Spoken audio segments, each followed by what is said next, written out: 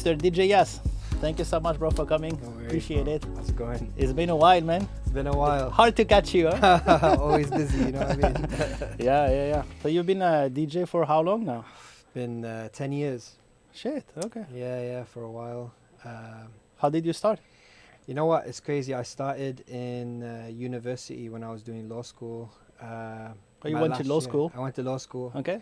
And then in my last year of law school, me and my best friend, who is an influencer now, who does content creation, thought we'd just kind of throw a couple of parties. I lived in a university city in Brighton, and essentially we thought we'd throw a bunch of parties, and we had these kind of broken DJ decks we bought for really cheap, just to. So you was organizing the party? We were organizing a party, Yeah. and as a joke, we thought, okay, like we buy these decks, which are quite cheap, and then try and like learn and mess around with them till we kind of got it, and then as more happened, it kind of became more and more popular to the point that the nightclub in the university city reached out to us because they heard about these kind of secret parties that we were doing, and they were losing business because we were having these parties and all the students were coming to us. So then they told us to do like our own night. So they wanted to hire you, basically? Yeah, they wanted to hire us. Keep in mind, we were using a program that wasn't a proper DJ program. We were using decks which were broken. We didn't really know what we were doing. But because we were bringing people in, they wanted us to bring those people and make our own night. And then that's kind of how DJing like started. And then it just went from strength to strength. It kind of came to me rather than me going to it.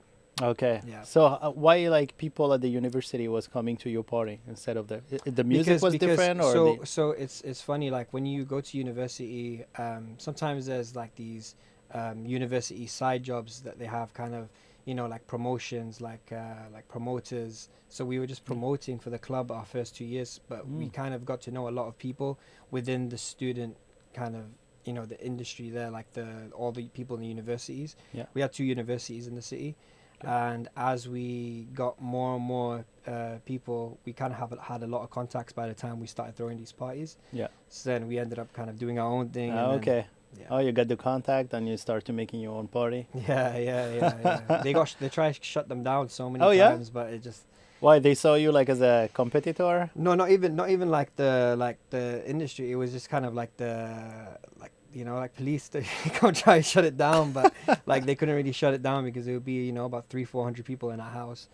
Okay. So we're talking about like 200-300 people. 300 people. Shit. Okay. Yeah. So it was quite interesting. It was a good time, and then that kind of ended up being something that I was quite passionate about. As I finished university, I kind of just carried on DJing, and I never took any kind of lessons or went to school for it. It was just kind of self-taught. Never been to like music school? No. I just messed around with it till I got it, So you test like so many different like software, like DJ? Yeah, like I would ask about, like what the actual software is. We used to use something called virtual DJ. I remember that. Yeah, which is basically... You just like drag and drop the MP3 and then just break start. Like it wasn't anything too crazy. And then I found out that a lot of DJs use a program called Serato. Right. And then once we got into Serato, that ended up being the one where, that's the thing that DJs use. At first, it's quite difficult. And then, you get used to it like anything. And that's how we kind of went, strength to strength. And then with me and my best friend, we kind of went into 2 different directions. He went into more content creation stuff, which is what he does now currently still. And he's gotten quite up there for it. And then I went into more of the music side of things and doing the DJ stuff, and I carried on. Got it. And then obviously, thankfully now it's kind of become my main stream of income, but it was never always like that.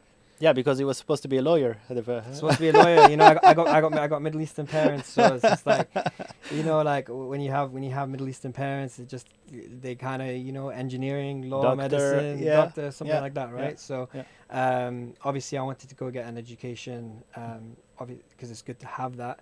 And then I just kind of fell in love with that. I've always loved music, but I never really knew what I wanted to do with it until I kind of discovered DJing. And the main reason I like it is just to see people have a good time.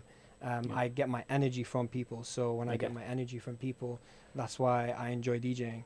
I see. Yeah. This is where this is really what makes you happy whenever you see a crowd. Yeah, just seeing a crowd enjoying themselves, everything.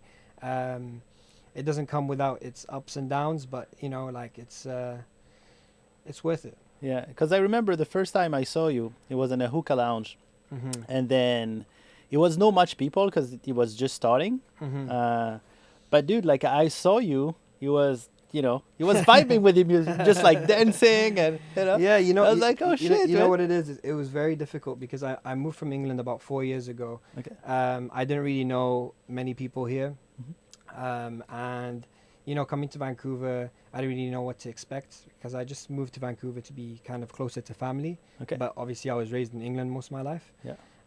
And I essentially just kind of tried to build it up.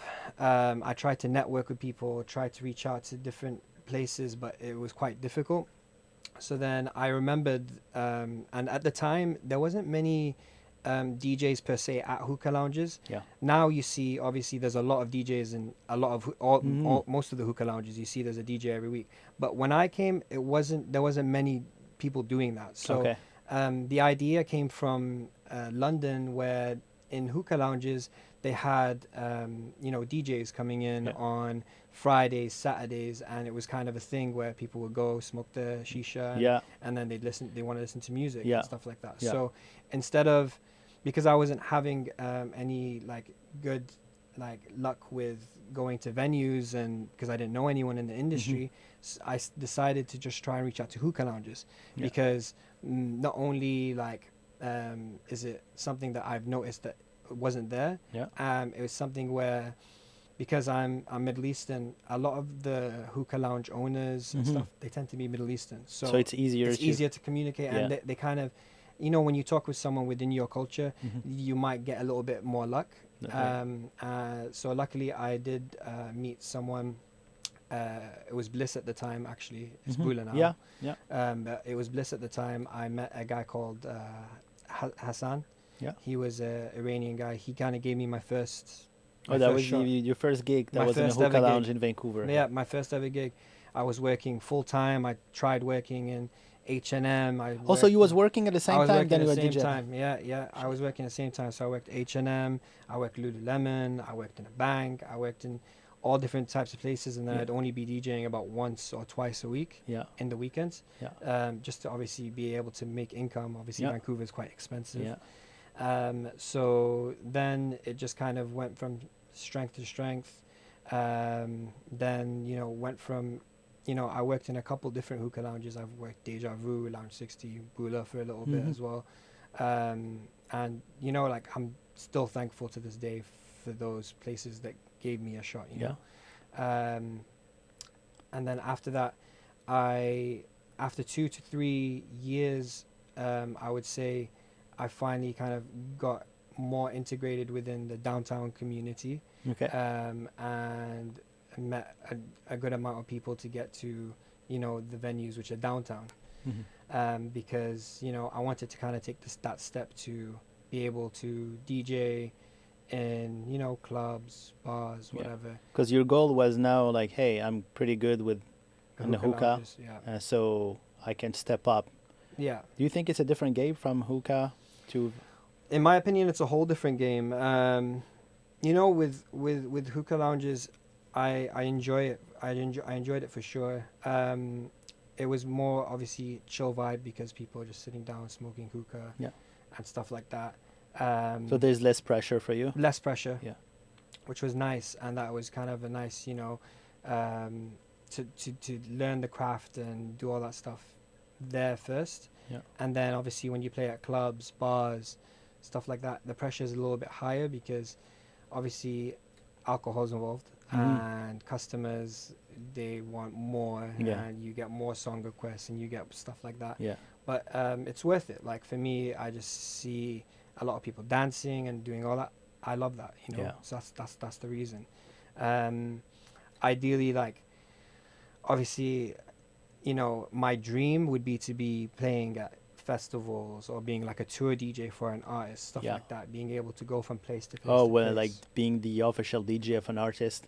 Official DJ for an artist. And going on a tour with them. Going on a tour with them, kind of stuff. That would be something that's amazing to me.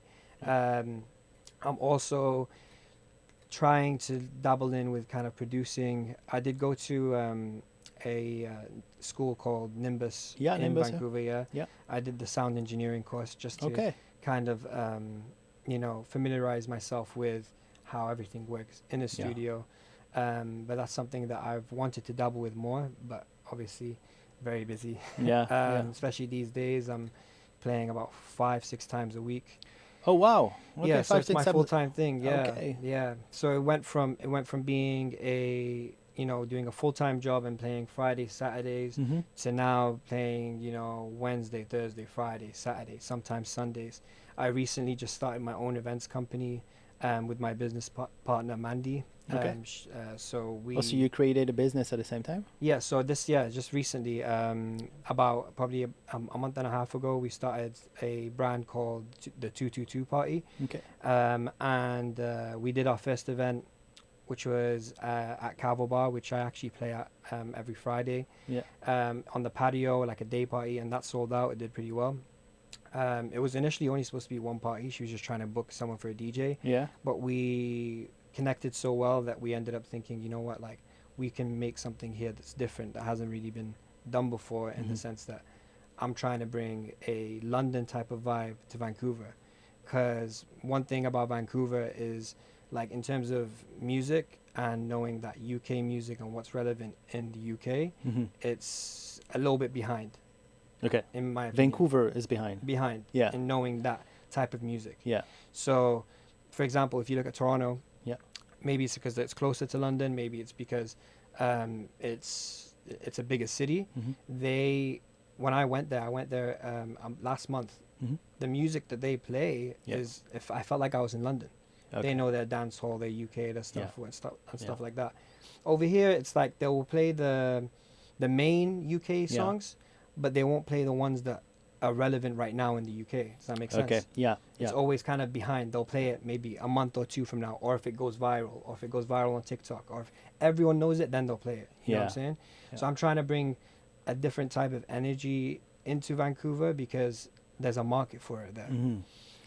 Because I noticed, like, in the music industry, like, London music was always different. Like, I grew up in France, and then the ultimate, like, when you really want to hear like a different type of music, that was London. It was something like, and you know what's crazy? You say France, like even French rap, that doesn't get played here. I've only just kind of like discovered it maybe a few months ago, but that type of music, they get their production is quite similar to the UK, that kind of like French trap, like, and even now they got like the French Afro beats, the artists like Franglish and stuff like that, and Tay-C, like those kinds of things, they don't get played here, right? They get played maybe 1 or 2 songs, but they don't get played to the point where like it's relevant. So you were saying that you was listening a little bit of French rap or French Afrobeat. So basically, the one of my good friends, he's residing in Marbella for the summers at the moment. Shout out Wendell to Jesus. He's basically, so he started a promotions company there 7 years ago, but now it's kind of really taking off. He kind of introduced me to that French rap type of vibe. Like, it's very, very different. I have no idea. I don't speak French. I have no idea what they're saying. But it is absolutely sounds amazing. And to me, like with music, my ears are always listening to different types of sounds to be able to bring that into my own sets. And it's something that's growing a lot. You're now seeing Afrobeats artists, for example, like Burna Boy or Wizkid, they're collaborating with these French artists and making a song together. So that's something that is blowing up a lot more in Europe than it is here. Again, it's because Vancouver is a little bit behind. So I'm trying to bring that here. My goal as a DJ isn't just to show people how good I can DJ or play the best songs. It's also to show people new songs to be like, oh, like, what is this song?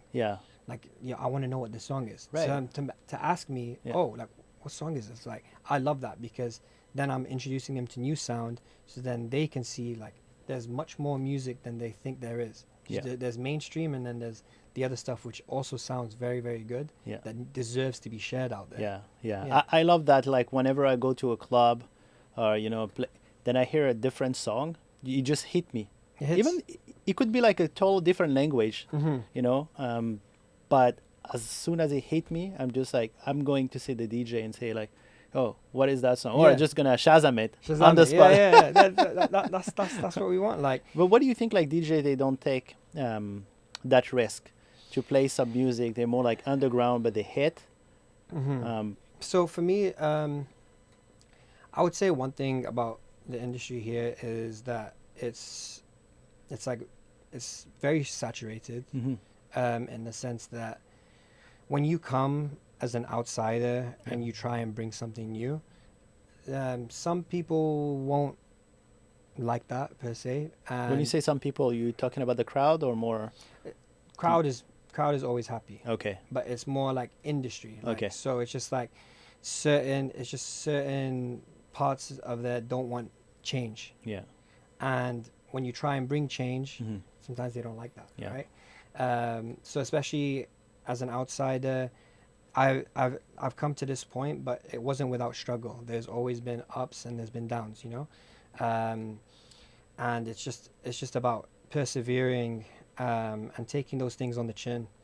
Obviously, in music industry, and that's worldwide, anywhere, you will get kicked down. That's how it is. Yeah. And that's with artists, DJs, whatever. You're always gonna get kicked down, but it's about how you come back up and take that with your stride, and overcome that adversity. Yeah. You feel like you always need a plan B? Always. Because you're gonna get kicked out anyway. You just like, it's always have contingency plans. That's something that I've definitely kind of like learned the hard way. Yeah. Because you was not prepared, I guess, before, and then So how did you overcome that? So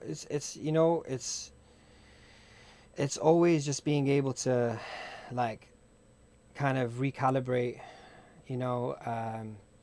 Meditation's nice. Okay. I've discovered that. I've never really knew that was kind of a thing until, it's just the complete opposite of what you're doing. Yeah, completely opposite. Because sometimes having that calm state of mind is what you need to be able to think, okay, what do I do next? Like, what can I do to get back up there? Because you know that if you're getting kicked down, that means you're doing something right. Right. Yeah. So if you're always getting pushed down, you have to come back up. I feel like that you're doing something right, because it's kind of like Drake says, for example. I'll quote, like, it's like no friends in the industry. You have friends in the industry, but the real ones are going to be your people who've been there with you from the beginning. Yeah. Example, like my best friend, like he's been there from the beginning. I know that he'll always be there, but there's always going to be ups and downs, and it's a roller coaster of a career. Like, DJing isn't a career that I would recommend for everyone, because it doesn't come without its difficulties.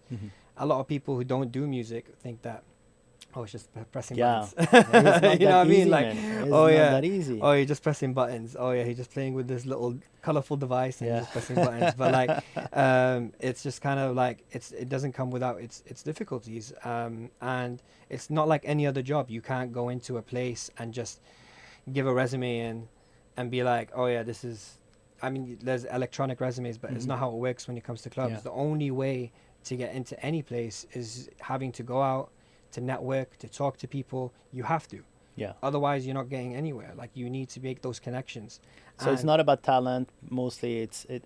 That's something I always say. A lot of it isn't based, and especially here, a lot of it isn't based on talent. It's based on who you can bring, who you know, who you are, and just you as a person. Like, how they view you as a person. Yeah. Right. So sometimes it's just kind of like you need to properly like push and find the right people and find the right connections, and they're there to be found, but sometimes it's not as easy as people make it out to be. It's kind of hypocrite, because they say it's not even just for you. It's when you say like who you can bring, Are they like some club or venue? They asking you to bring people? Well, they always expect you to have some sort of following. So Okay. a lot of venues will expect that you have people, you can bring people. Okay. Listen, you don't have to be the best DJ Mhm. if you bring people. If they know you have a following and you have your core people Yeah. who will come and make that venue money, Mhm. then they're happy to have you. Yeah. Because really and truly, it's just like that's the most important thing for venues, and I understand that because as long as they make money, they're happy. Mhm. So it's just about, it's not just based on talent, it's Yeah. based on being able to bring the right people. And that's why it's important to go out and network, because you're not only networking with people within the industry, you're networking with people who can be potential customers to come to your events. Mhm. And the people that you have, they have to like you as well. Like Yeah. your followers, they need to like you. Yeah. If Yeah. you have no one that likes you and you're not a likable person, then how are you supposed to get anywhere I agree. within there, right? So I it's agree. just like you need to be, in order to be successful, you need to have that kind of following, which is why I kind of started my own events company with Mandy. Like we know that we have that core group of people, and we can make it grow and grow and grow and grow. Like our next event is this Sunday, for example. We're doing that on a rooftop, and you know we want to expand our following, kind of expand the amount of people who want to come to our events, because if you have the people, then that's when you get more power to be able to play at some of these venues out here. Okay. Vancouver has very limited amount of venues with a lot of DJs, so many DJs. So it's oversaturated of DJ. yeah, and not very much venue. competitive, very competitive. And how is it like between between you guys? You know, like to be honest with you, like it's nice. It's not Yeah. bad. Like, you know, as I always go to you know, other DJs events and stuff like that and say what's up. Like it's good. Like for the most part, everyone's kind of like want to try and help each other and stuff. Mhm. Compared to London, it is a bit different in the sense that when I was an up and coming DJ there, I would, you know, try and talk to the OG DJs, whatever. Mhm. And because there's more venues and because there's more opportunities and more bars and more clubs and Oh, more yeah. restaurants, Yeah. they're way more willing to help. Mhm. You know, Gotcha. over here there are a lot of DJs who will help you, and especially the OGs. I have you know, to name a few. Like I got Icy Touch. He's one of my kind of big bros in the industry. Mhm. He's someone who's looked after me and kind of taken me under his wing and helped me out a lot. Even certain DJs like Floetic and Mhm. these DJs, they've been here for a while. They've been here for, say, you know, 10 to 12 years. Mhm. And they've been in Vancouver their whole life. So they're always willing to help. They're always willing to. Because they know how hard it They could know be. how hard it is. Because when you start, like, You don't ba- know anyone. let's say, like, now, let's take like 5 years ago, just coming from London, you don't know anyone. Don't know anyone. And you want to be a DJ, Yeah. and now you like mixing on a rooftop, but you know there's this big gap, like, because I guess when you're starting, you will like work for free then basically, right? Yeah. Like well, when you yeah, go to the it's- venue, you will not even Yeah, ask yeah. for. You don't even like when I first start, like money wise, didn't ask for much. I just wanted to play. Yeah, Just want to play. yeah. Whatever it is, just let me play. Yeah, it's a lot of struggle, a lot of. It's a lot, yeah. Yeah. And that's why, you know, like before I would work full time Mhm. and then only DJ once, twice a week because need to pay bills. Yeah. In Vancouver, man. Vancouver ain't cheap, you know. Yeah. Like alhamdulillah now, I live downtown. Yeah. I drive, you know, a good car. Everything's good. Like, and DJing funds that, but only after struggling for a few years without any. What would you direction. like to see differently in the industry? What I would like to see is, you know, just an opportunity for DJs who are new or who come from somewhere else Mhm. to just get more, like, more opportunities to be able to just come in and play Yeah. and show that different type of culture. Yeah. Because not only are you going to be showing that culture, you're going to be teaching people here about something that's different, which will benefit them as well. Mhm. You know what I'm saying? Yeah. Like, if you look at the bigger picture, whenever I want to network, Mhm. whenever I want to talk to people, I always say, you know, like, I have my networks, I have a lot of networks in Europe. in Spain, in the UK, in Dubai, whatever. Like I have a lot of those are where all my people are, because that's where I'm kind of from. Yeah. So it's about thinking about the bigger picture. So I would just say, you know, for people who come from the outside, just to get more opportunities, because it's difficult. It's not easy. Like even to get to this position now, I'm blessed now, and I'm glad I have the people around me that I have, and I'm grateful for everyone who's got me to the position that I'm in today. But it takes a while to find those people and build those connections. Okay. It took me a few years. It wasn't just right away. And they easily approachable?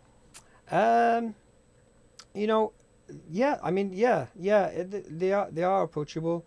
I feel like it's always better to get introduced by someone else to certain people, because it's like you kind of have to earn your respect. You have to earn your respect here. Like you have to earn that, in the sense that, okay, like and this makes sense, and I understand it, is because it's like, okay, so what have you done? Like, what is your background? What is this? What can you bring to the table? It's always, what can you bring to the table? Because if you have no benefit, then obviously you're not going to get a look in. So it's all about building. There's a lot of good people within this industry who you can meet, who will help you and guide you in certain ways to meet other people. And if you get introduced by those people, then that's a good connection. Then they see, okay, you know what? They know this person who's established. Yeah. I'm going to talk to this person and see what they're about. Gotcha. Yeah, because I really feel like DJ now, it's really it's a business, but at the same time, it's really, it's a people business. It's a relationships, all of it. Networking is number one. Honestly, before anything, even before skill set, whatever, is networking. So you can be like back in the time, like that DJ, you just, playing for yourself in a club, and you don't even talk to people. Oh, you can't be on social. You gotta be socially out there. Like, in my opinion, you have to be able to be social. Like, even for me, I never used to, when I first started DJing, I never used to like going on a microphone. Now you give me a microphone, I will talk in the microphone. It's fine. Okay. Like, you know what I'm saying? Because you need to be able to have that skill set, in the sense that you need to be outgoing, get people that energy, make sure that they're enjoying themselves, because that's what gets you into more places. It's all about being social. You have to be social. Yeah. So when people, they come over and talk to you, you're pretty open. And you talk to them 100%. And friendly. Yeah. Okay. Yeah. Even when it's like, if there's someone new, or they're just trying to, get into the industry. Whenever I can't make a gig, if I get a booking or whatever it is, I've learned to just, reach out to one of the up and coming DJs and be like, hey, there's a set for you. This is what it is. Yeah. You can go through me, and then there you go. Because I know how difficult it was. Yeah. It's so difficult. Yeah. And I don't want new DJs to go through that same process, because it's not easy. I don't have anyone doing that for me until I met the right people. But if I'm the right person for them to be able to get into somewhere, or give them a gig, or just give them that experience, so then they can build their own network, then that's my job done. What is the way that you would like to be approached? Because here's the thing, like the way I'm asking the question is, in France, DJ are very difficult to approach. Like if if the guy is playing, the DJ is playing, you come over, just like, you just want to say like, dude, nice music or whatever, just step back, man, right away. I'm never like that. I'm never like that. You know what? Sometimes as a DJ, like, you will have sometimes where you're playing for an empty room. Like it might not even, you might just be like, you might not even be enjoying yourself. Yeah. And those times where someone comes up to you and is like, hey, like, I love your music. Like, what is this? Like, what do you do? Like, I love that, because that just gives me a sign that, hey, you should carry on what you're doing, no matter what, even if it's like this or like that. Like, I love that. I always love that. When people come approach me, that just gives me energy. I like that. Yeah. And that's the way to be. In my opinion, that's the way to be. You like. So if you like, let's say for someone who's just starting to get gigs, but there's no much people in the room, you just give them 100% still? 100%. Yeah. 100%. Give 100%. Use those times as times to perfect your craft. Try things that you don't usually play. Yeah. And, try stuff that you don't usually do, because you have a room, you have good speakers, you have music. So instead of, you know, being down that, okay, Yeah. there's like 5 people in the room, Yeah. just like actually just, you know, just mess around with what you have and try the new music, try a different way of mixing, try, you know, because as you grow as a DJ, when you are playing these packed out places and all that stuff, you will look back on those times where you were playing an empty room and be like, you know what, these are the times that made me who I am. You need to go through those times. There's no job that's enjoyable, including DJing, that it doesn't come without difficulties. Right. As much as whatever people. And it sounds like there's no shortcut in DJing. No, and there's no shortcut for sure. Like, me, my whole life, I've always moved around, so it's a little bit different for me because I always have to reintegrate myself into a different community, new community. I'm always the new person. Yeah. So for someone who lives in the same place, it's much easier. It's good. And I would say take advantage of that, because if you're from here, you're bound to know someone from high school, someone from somewhere who's in the industry, or knows someone who's in the industry who can help you. Yeah. Whereas for me, it's just like, I didn't know anyone. I had to just like, you have to just start from scratch every time. From scratch. Because I saw you've been like traveling a lot. Like I saw on social media, you've been like London and then Dubai. Yeah, I saw Dubai, Marbella. Like I lived in Marbella for about 4 or 5 months. Oh shit! As a DJ, like 6 days a week. But that's also thanks to this is the place, Ibiza, Barbados. Oh, Marbella, yeah, it's amazing. It was something different over there. It's in Spain. I don't know. They're very, very advanced, and the best thing is that a lot of people from the UK will go to Spain during the summer. It's called a season. I did a season there, so I was there 6 days a week, and it was an amazing experience. Wake up, sunshine, whatever, DJ, Beautiful. and then chill out. You know, that was amazing. And you didn't know anyone, just. No, didn't know anyone. Well, the only person who got me in was my friend who started the promotions company 7 years ago. Okay. So he was my plug, but that's someone who I had a friendship with first. Yeah. And then got in, just as in, because I was in the UK for a while, so I used my networks that I knew from way back when to help me get into there, right? Okay. So that's why I say that if you're from the city, there's nothing stopping you. If you want to go do it, go do it. Because the only thing that will stop you from doing stuff like DJing or whatever is yourself. It's just, that's what it is. I've learned to take the mindset of it's me versus myself. It was never like that before. I always used to care about what people would think, or like. But what's the fear then behind that? It was just like, you know, like I just want to make sure. Okay, does everyone like me? Does this? Does that? Like I didn't like confrontation. I didn't like when I didn't understand when sometimes someone didn't like me or whatever. But then I learned over time that not everyone's gonna like you. That's right. Like not everyone's gonna like you. So it's just like like Jesus have so much haters. Yeah, he was the guy who give love to everyone. Yeah. So it's just like it you know, I kind of learned that it would just be me versus myself, and that's the only mindset you should have. Always just about self-improvement. Whoever likes you, whoever doesn't like you, that's gonna come and go, and that's what it is. But at the end of the day, you just got to stay true to yourself. Yeah. Obviously, I've made mistakes along the way. We all do. I've learned from my mistakes. I've tried to, you know, make sure that I do better. But, you know, I don't regret anything, because that's what makes me who I am now. Yeah. I'm more mature now, more able to learn, more able to teach, to show people, you know, this is the way to go. This is the way to go. But it doesn't come without making mistakes. Yeah. And that's part of it. It's okay if you make a mistake. It's just about learning from it and then just becoming that person you are meant to be. That's how I've kind of taken that mindset, and that comes with maturity. When I was, you know, like going through it, like when you look back, that's right. It's never going to be perfect. But when I look back on it, I'll be like, you know what?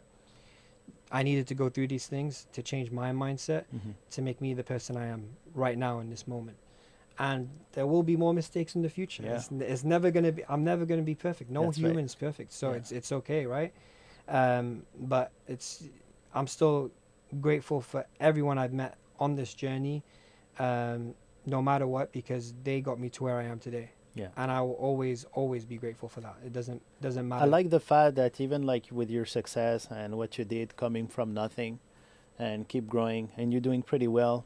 Now you get your own business as well. You're still very grateful, and you're still helping other people as well. Yeah, no, yeah, because it's just like I'm trying to just be able to be a good example, and to try and help. And no matter how successful I get, I always want to keep that same mindset, because that's what keeps me grounded. Yeah. Again, that's something I also learned, like, about grounding yourself. You should be ground yourself. I now wake up in the morning and I ground myself, with the earth. Be like that. Yeah. Have faith.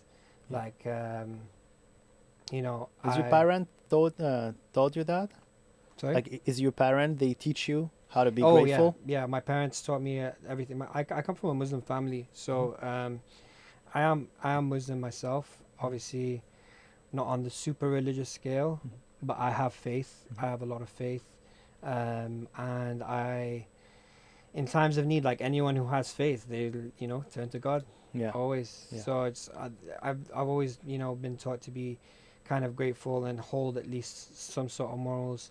Try and be a good person to the best of my ability, even if I make mistakes. Yeah.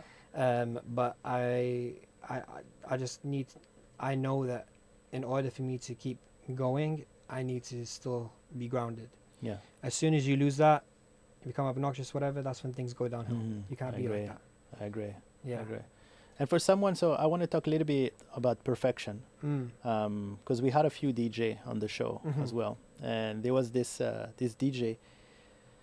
Then he didn't want to take gigs because his music was not perfect. He was not perfect. So, would you advise like to still going to a gig if you're not 100% ready? 100%. Yeah.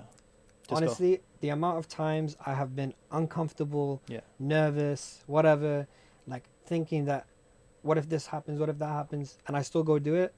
And after that, I'm always happy, because I'm like, you know what? I'm so glad I did that. That's nerves. Like, it's nerves. Yeah. You being uncomfortable for a gig means it's a big gig, which means you need to go do it. Got it. Always. Like, it's a sign that you actually need to take the action. Take the action. Take the opportunity, because those don't come by often. Like, last June, I was able to play one appearance in 12 West. Yeah. And probably one of my favorite gigs I've ever done, honestly. And I was so nervous for it, because that's the first time in Vancouver, one of the big three kind of, clubs. And I don't regret it one bit, honestly. It is nerve-wracking, I can't lie. It is nerve-wracking, but nothing. You just overcome that. Overcome it. Yeah. Overcome it. Breathe, overcome it, be happy, be in the moment. And you know what it is? It's like, if you have that positive energy, people can feel it. You don't need to say anything, but people will feel it through your music, through your energy, through your happiness. They can see you while you're up there. So it's so important. Like, for me, as a let's say if I'm in a crowd, seeing the DJ enjoying himself, and that's how I know you the first time, dude. You was like sweating and dancing. I was like, bro, I love that vibe. You know what I mean? Yeah. I love it. Yeah, and that's what we want to see. Yeah, of course, because you're like just spreading energy, The thing is you set the vibe. Like, as a DJ, you are the vibe. So if your energy is down, everyone else is going to be down. Yeah. If your energy is positive and up, everyone else is going to be positive and up. So it doesn't really matter per se. Like, even in the like clubs and all that stuff, like, you have to keep that energy up. Yeah. Honestly, I cannot count the amount of times I've been nervous for a gig, but I never not go. Always go. Okay. Because you know what it is? If you don't go, you will regret it. Yeah. You will regret it, because you'll be like, why didn't I go do that? This is what I've been working for. If I've been working to get into this place, and I'm nervous about, what if my set's not good enough? Then why? Like, you need to go, because it's just like, this is what you've been working for. Yeah. You go and play different places which are small or whatever, and not as many crowds, and then you get that opportunity to go play at the big place. You go do it. Okay, go do it anyway. Go do it anyway. Do it, man. Do it. Do it. Yeah, do it. You have to. Like it's so important. I can't stress that enough. So, and let's wrap up on the last question. Where do you see yourself in a couple of years? In a couple years, you know what's crazy? I really see myself as someone who wants to, be able to go do gigs outside of here. So as I said, like I want to be someone going from place to place to place outside of Vancouver. I love Vancouver as a city. I love living here. Mm-hmm. The city's beautiful. Honestly, I've lived in different places in the world, and I always seem to have my heart here because the scenery is amazing. It's beautiful, man. Whenever amazing. you come, you don't see it anywhere. Yeah. You go UK, you don't see it anywhere like that. Yeah. So I would always reside here, but I would love to, be more of a DJ who goes to different places in the world, not just Canada. Yeah. Yeah. And obviously, hopefully delve into kind of production stuff. Okay. Yeah, hopefully. So you produce your own music? Hopefully, yeah. Try, yeah. Okay. I'm starting to, trying to find time. It's not easy, but I'm trying to find time. Yeah, that takes a lot of time, but okay. Yeah, that's the direction you want. Yeah. Kind of like a DJ Khaled kind of. Yeah. Vibes. Yeah, because it's not only a DJ, Yeah. It's not only a DJ. Releases albums and stuff like that. That's cool. That's something that I've always wanted to delve into, but it's step by step. Okay. Yeah. DJ Yaz, thank you so much for coming, bro. Appreciate it. Good. Thank you for thank you, and then giving me the opportunity. I know it's been hard to schedule. It's always hard to schedule, Yeah. But I really appreciate that you came. No worries. Beautiful. Stay tuned. 604 Podcast Studio. DJ Yaz. Bang.